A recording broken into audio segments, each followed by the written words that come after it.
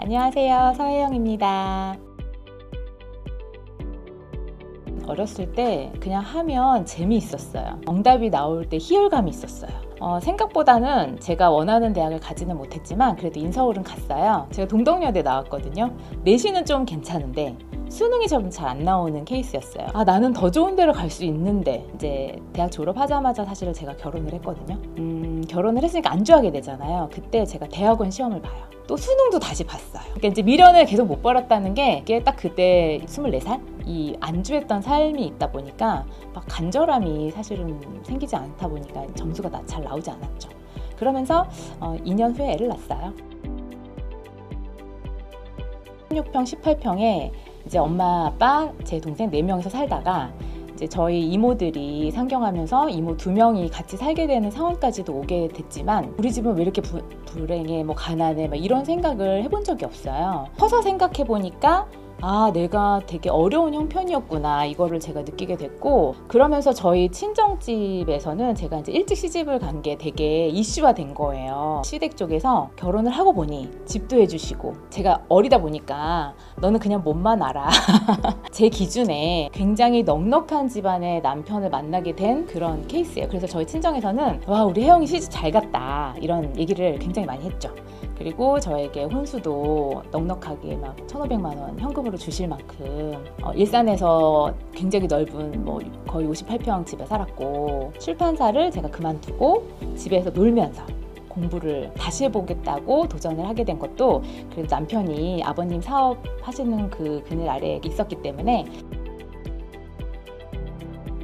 정년 퇴임하실 만큼 초등교사를 하시면서 저한테 사실은 교사를 안내를 하긴 하셨죠. 근데 교사라는 직업이 제 눈에는 크게 메리트는 없었어요. 그래서 제가 교대를 갈 수 있는 상황이었는데 제가 그걸 그냥 과감하게 싫다 했죠. 제 어렸을 때로 다시 돌아가면 초등학교를 진짜 5번인가 6번 다녔어요. 1년에 한 번씩 전학을 가야 돼서. 엄마의 그 직업군이 이렇게 잘 사는 좋은 이런 느낌이 사실 없었고, 늘 피곤하고 어쩔 때는 멀리 발령받으면 아빠가 도시락을 싸주게 되는 상황이 되고 하다 보니 교사라는 직업에 대한 메리트 이런 게 사실 저한테는 없었던 것 같아요. 우연한 기회에 제가 프레벨이라는 아동 책 회사에 선생님으로 가게 돼요. 주부에서 처음으로 직장을 다니게 된 첫 번째 회사였는데, 아이들 맡기는 시간에만 할 수 있는 일을 찾았던 게 딱 그 유아교육에 관련된 일이었어요. 일을 진행을 하다가 중간에 저희 아버님 회사가 좀 어렵게 됐어요. 그래서 저희 큰애가 한 중학교 1학년 때쯤 부도가 나게 되면서 이제 부모님이 사시는 집과 그때 저에게 해줬던 여러 가지 오피스텔이라든지 땅이라든지 이런 것들이 그냥 부도로 인해서 조금 다 손실이 됐던 그 상황이 저희 큰애 중학교 1학년 때 유아교육을 하던 그 오전에만 시간을 쓰던 직업에서 수학교사를 하게 된 계기가 딱 그 시점이었어요. 애들의 저녁 케어를 제가 전혀 못하게 된 거예요. 그러다 보니까 집안일이라든지 아니면 그냥 남편 내조라든지 이런 걸 전혀 해줄 수가 없는 상황이어서, 큰아이 1살 때, 돌 때 제가 그때 좀 여유가 있었잖아요. 진볼이라는 그 유아교육센터를 제가 등록을 하게 돼요. 근데 거기는 다 부유한 엄마들이에요. 근데 그 안에서 준성이 엄마라는 엄마를 알게 됐죠. 그냥 들리는 소문에 준성이 엄마네 집 망했대, 이런 얘기들을 제가 전해 듣게 되었고, 사실은 그분을 만난 건 제 아이가 중학교 2학년 때쯤, 오랜만에 만나는 사람을 이렇게 보면 카톡 프사를 보게 되잖아요. 그런데 뭔가를 하고 있는 거예요. 네트워크 마케팅 다단계를 철벽을 치던 사람이거든요. 사실은 정말 주변에 아무 선입견 없이 제품을 막 쓰는 엄마들 되게 많아요. 그러면 저는 정말 왜 저래? 약간 이런 느낌이 들 만큼 불법 제품을 왜 사? 약간 이런 마인드였죠. 가입 한 번도 해본 적 없고 제품도 써본 적이 없어요. 우리 남편에게 얘기를 했죠. 어머, 준성이 엄마가 오랜만에 왜 나를 만나자고 하는 거지? 근데 이 언니 사진 보니까 하는 것 같아. 근데 저는 되게 귀가 얇지 않아요. 되게 두꺼워요. 그래서 그 수많은 사람들이 제안했던 모든 것들을 단 한 번도 사준 적이 없잖아요. 그래서 단언컨대 이 엄마가 제안하는 것도 나는 절대 선택하지 않을 거라는 확신을 갖고 만났죠. 어떤 회사라는지 제가 서치하면 충분히 나올 거라고 알고 있었지만 서치조차도 하지 않았어요. 왜? 난 안 할 거니까.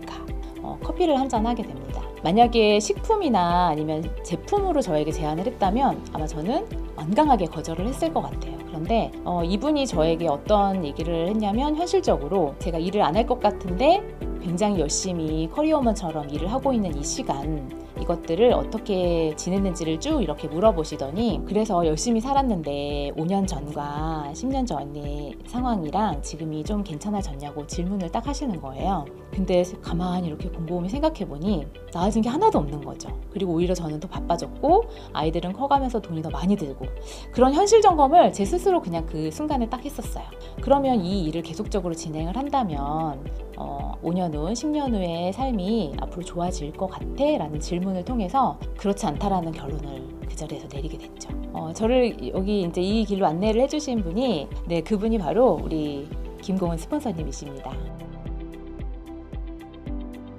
모든 상황은 누군가에게는 다 비슷하게 오는 것 같아요. 시간을 보면 누구에게나 다 똑같이 흘러가는 것 같아요. 제가 가만히 앉아서 이렇게 슬퍼하고 좌절하고 이런 시간도 저에겐 1년이 갈 것이고, 또 열심히 움직여서 뭔가 해내는 그런 시간도 저에겐 1년이 갈 거라는 생각이 들거든요. 항상 이렇게 뒤를 본다라기보다는 지금 현재부터 앞으로 어떻게 나가면 좋을지를 고민하는 게 앞으로 인생에서 훨씬 더 도움이 되지 않을까. 저는 개인적으로 영업을 정말 못한다고 생각하는 사람이었어요. 그래서 제가 프레웰이라는 회사를 선택한 이유 딱 하나는 뭐냐면, 그 동종업계에 유일하게 영업을 하지 않아도 되는 회사였어요. 근데 가만히 생각해보니 세상에 영업이 없는 일은 없더라고요. 하다못해 제가 가르치는 아이들에게 지식을 전달하는 것도 나의 지식을 파는 일이다, 이렇게 생각을 하다 보니 그래, 이 세상에 영업이 아닌 일은 없지, 이런 생각이 들더라고요. 엄마들이 저에게 제안을 받아요. 어떤 게 좋으냐고. 전 열심히 설명을 해서 어떤 제품을 구매를 하는데 영업의 요소가 없기 때문에 저에게 영업비가 하나도 안 들어오는 거예요. 그때 좀 억울함이 느껴졌었어요. 이 일의 플랜 속에서 제가 혼자 다 일일이 만나면서 판매하는 일이 아니라 함께 실적을 같이 공유해 나가면서 제가 그 일에 대한 보상을 잘 받게 될 수 있는 플랜이 있다고 하니, 그 부분이 저는 되게 꽂혔던 것 같아요. 제 모습만 딱 봐서는 굉장히 말을 잘하고 누군가와 사교성이 되게 많다라고 이렇게 다 느껴지는데, 제가 아이였어요, 완전히. 이 일을 통해서 제가 얻었던 게 뭔가를 가만히 생각해보니 잠재력을 본 거죠. 내 안에 사교성도 있고 이렇게 대중 앞에서 뭔가를 얘기도 할 수 있고, 또 나 인정받고자 하는 욕구도 굉장히 컸는데 그것들이 살면서 내 능력을 발휘할 수 있는 일들을 만나지 못했구나, 이런 생각을 많이 하게 됐고요. 진짜 제가 많이 제 스스로를 재발견하게 되는 게 되게 많아요. 일단 월 500 정도, 500, 600 정도의 수익은요, 굉장히 엘리트들이 받아가는 수익이라는 고정관념이 사실 있었습니다. 주부는 감히 받을 수 없는 인컴? 지금은 여기에서 충분히 만족감을 느끼고 있기는 하지만 더 나아가서 부모님에게도 내가 충분히 멋진 며느리 그리고 멋진 딸이 될 수 있게 하기 위해서 제가 이제 경제적인 지원을 해주는 게 제 목표고요. 경제적인 궤도에 딱 오르게 돼서 부모님, 식구들 모든 부분을 다 이제 챙겨드리고 나면 타인이 보인다라는 얘기를 많이 해요. 우리 김고은 스폰서님, 박청재 스폰서님을 보더라도 자기 식구, 가족 이외에 많은 타인에게 뭐 기부 행사나 여러 가지 도움을 주는 이런 삶을 바라보면서 저 역시도 그런 삶을 살고 싶다, 이런 생각을 많이 하게 됐어요. 제 안에 작은 그릇을 제가 이 일을 만나면서 점점 키워가고 있다라는 생각이 많이 들고요. 앞으로 제 목표도 더 많은 것을 담을 수 있는 그릇을 만드는 게 저의 목표입니다. 감사합니다.